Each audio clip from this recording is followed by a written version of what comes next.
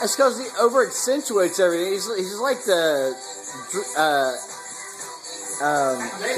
Jim Carrey. It's like the Jim Carrey of dancing.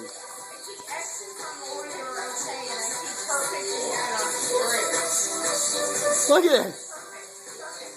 I mean, if you don't care that you're gay, I mean, that's awesome. I'm comfortable with myself. I imagine you are, bro. I imagine you are. That's what I used to tell every motherfucker. I'm good. When it quits working for me, I'll let you know.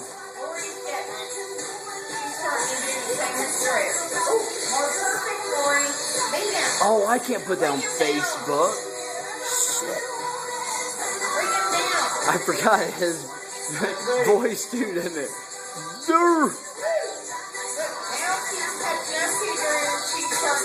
Please. Oh, please.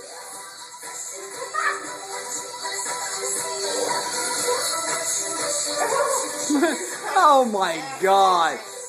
He just fanned his face for a perfect. Yeah, really? $50, same as downtown. Yeah, you do, because that's what you're doing. He's winning your ass. Just over accentuate everything you do.